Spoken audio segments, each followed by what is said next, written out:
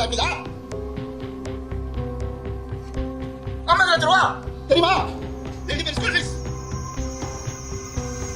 abused by most of the men in my family since the age of 4. And I was then, when I was 18, married off to the unnecessary family at that point for that child. The love was not.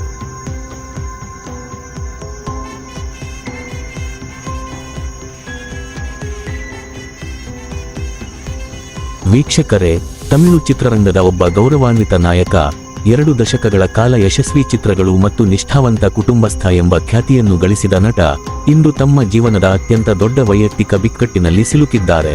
Jayam ಚಿತ್ರದ ಯಶಸ್ಸಿನಿಂದ ಹಿಡಿದು ಪೊನ್ನಿಯಿನ್ ಸೆಲ್ವನ್ ಎಂಬ ಐತಿಹಾಸಿಕ ಮಹಾಕಾವ್ಯದವರೆಗೆ ಜಯಂ ರವಿ ಎಂದು ಜಗತ್ತಿಗೆ ಪರಿಚಿತರಾದ ರವಿ ಮೋಹನ್ ತಮ್ಮದೇ ಆದ ಪರಂಪರೆಯನ್ನು ಸೃಷ್ಟಿಸಿದ್ದಾರೆ. ಹಲವು ವರ್ಷಗಳ ಕಾಲ ಅವರು ತಮ್ಮ ಪತ್ನಿ ಆರತಿ ಅವರೊಂದಿಗಿನ ದಾಂಪತ್ಯಕ್ಕೆ ಹೆಸರಾಗಿದ್ದರು. ಆದರೆ ಈ ಸಾರ್ವಜನಿಕ ವ್ಯಕ್ತಿತ್ವದ ಹಿಂದೆ ವೈಯಕ್ತಿಕ ಗೊಂದಲ ಮತ್ತು ಸಂಘರ್ಷದ ಕಥೆಯೊಂದು ರೂಪುಗೊಳ್ಳುತ್ತಿತ್ತು.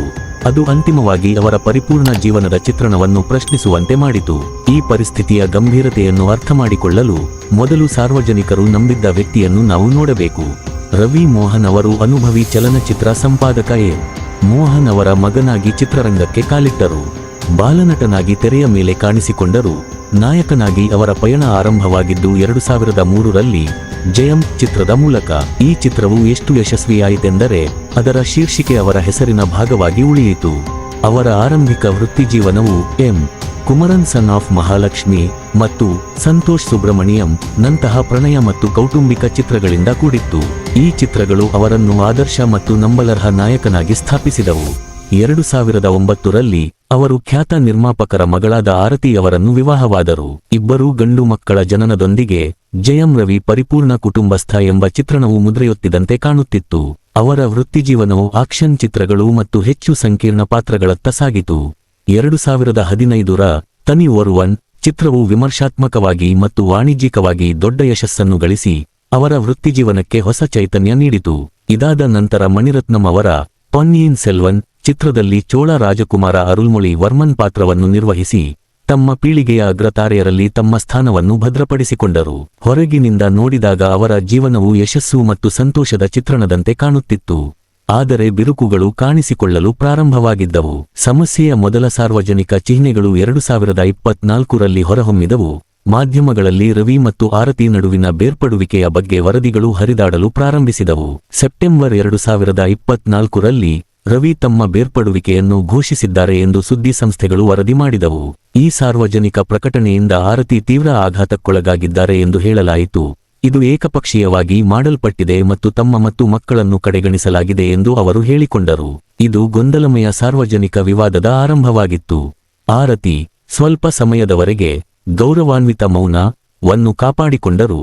ತಮ್ಮ ಮಕ್ಕಳನ್ನು ಸಾರ್ವಜನಿಕ ಪರಿಣಾಮಗಳಿಂದ ರಕ್ಷಿಸುವುದು ತಮ್ಮ ಮುಖ್ಯ ಗುರಿ ಎಂದು ಹೇಳಿದರು. ಆದಾಗ್ಯೂ ಅವರ ನಂತರದ ಸಾಮಾಜಿಕ ಮಾಧ್ಯಮ ಪೋಸ್ಟ್ಗಳು ಕುಟುಂಬದ ಜವಾಬ್ದಾರಿಗಳನ್ನು ಏಕಾಂಗಿಯಾಗಿ ಹೊರುವ ಭಾವನಾತ್ಮಕ ಮತ್ತು ಆರ್ಥಿಕ ಭಾರವನ್ನು ಸೂಚಿಸುವಂತಿದ್ದವು ಮತ್ತು ಅವರು ತಮ್ಮನ್ನು ರಕ್ಷಿಸಿಕೊಳ್ಳಲು ತಾಯಿಯೊಬ್ಬಳು ಮುಂದೆ ಬರಬೇಕಾದ ಅಗತ್ಯವನ್ನು ಕುರಿತು ಮಾತನಾಡಿದರು. ಸಂಘರ್ಷವು ಇನ್ನು ಮುಂದೆ ಖಾಸಗಿ ವಿಷಯವಾಗಿರಲಿಲ್ಲ. ನಂತರ ಈ ವಿವಾದವು 3ನೇ ವ್ಯಕ್ತಿಯ ಪ್ರವೇಶದೊಂದಿಗೆ ಮತ್ತೊಂದು ತಿರುವು ಪಡೆದುಕೊಂಡಿತು. ಗಾಯಕಿ ಮತ್ತು ಆಧ್ಯಾತ್ಮಿಕ ಚಿಕಿತ್ಸಕಿ ಕೆನಿಶಾ ಫ್ರಾನ್ಸಿಸ್. ರವಿ ಮತ್ತು ಕೆನಿಶಾ ಒಟ್ಟಿಗೆ ಸಾರ್ವಜನಿಕವಾಗಿ ಕಾಣಿಸಿಕೊಳ್ಳಲು ಪ್ರಾರಂಭಿಸಿದರು. ಇದು ತಕ್ಷಣವೇ ಅವರ ಸಂಬಂಧದ ಬಗ್ಗೆ ಊಹಾಪೋಹಗಳನ್ನು ಹುಟ್ಟುಹಾಕಿತು. ಸಾಮಾಜಿಕ ಮಾಧ್ಯಮದಲ್ಲಿ ಕೆನಿಶಾ ತೀವ್ರ ಸೈಬರ್ ಬುಲ್ಲಿಯಿಂಗ್ಗೆ ಒಳಗಾದರು ಮತ್ತು ಆನ್ಲೈನ್ ಟ್ರೋಲ್ಗಳಿಂದ ಮನೆಮುರುಕಿ ಎಂದು ಜರೆಯಲ್ಪಟ್ಟರು. ಕೆನಿಶಾ ಈ ಆರೋಪಗಳನ್ನು ನಿರಾಕರಿಸಿದರು.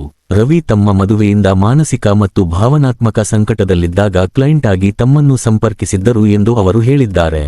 ಅವರು ಎದುರಿಸಿದ ಕಿರುಕುಳವು ಎಷ್ಟು ತೀವ್ರವಾಯಿತೆಂದರೆ ಅವರು ಆನ್ಲೈನ್ ಟ್ರೋಲ್ಗಳ ವಿರುದ್ಧ ಕಾನೂನು ಕ್ರಮ ತೆಗೆದುಕೊಳ್ಳುವ ಬಗ್ಗೆ ಮಾತನಾಡಿದರು ಮತ್ತು ಸೈಬರ್ ಬುಲ್ಲಿಯಿಂಗ್ನ ಅಗಾಧ ಪರಿಣಾಮವನ್ನು ಉಲ್ಲೇಖಿಸಿ ಚೆನ್ನೈ ತೊರೆಯುವುದಾಗಿ ಘೋಷಿಸಿದರು. ಮೇ 2026ರಲ್ಲಿ ಪರಿಸ್ಥಿತಿ ಮತ್ತಷ್ಟು ಉಲ್ಬಣಗೊಂಡಿತು. ಕೆನಿಶಾ ಅವರ ಪ್ರಕಟಣೆಯ ನಂತರ ಭಾವನಾತ್ಮಕವಾಗಿ ಕಾಣಿಸಿಕೊಂಡ ರವಿ ಮೋಹನ್ ಚೆನ್ನೈನಲ್ಲಿ ಪತ್ರಿಕಾಗೋಷ್ಠಿಯನ್ನು ಕರೆದರು. ಈ ಕ್ಷಣದಲ್ಲಿ ಹಗರಣವು ತನ್ನ ಉತ್ತುಂಗವನ್ನು ತಲುಪಿತು. ಅವರು ತಮ್ಮ ನಟನಾ ವೃತ್ತಿಯಿಂದ ಅನಿರ್ದಿಷ್ಟ ವಿರಾಮ ತೆಗೆದುಕೊಳ್ಳುವುದಾಗಿ ಘೋಷಿಸಿದರು. ನನ್ನ ವಿಚ್ಛೇದನವಾಗುವವರೆಗೂ ನಾನು ನಟಿಸುವುದಿಲ್ಲ, ನನಗೆ ಸಾಧ್ಯವಾಗುತ್ತಿಲ್ಲ ಎಂದು ಹೇಳಿದರು. ತಮ್ಮ ಮದುವೆಯಲ್ಲಿ ಅವಮಾನವನ್ನು ಅನುಭವಿಸಿದ್ದಾಗಿ ಆರೋಪಿಸಿದ ಅವರು ತಮ್ಮ ಮಕ್ಕಳನ್ನು ಭೇಟಿಯಾಗದಂತೆ ತಡೆಯುವುದರಿಂದ ಉಂಟಾದ ಆಳವಾದ ನೋವಿನ ಬಗ್ಗೆ ಮಾತನಾಡಿದರು.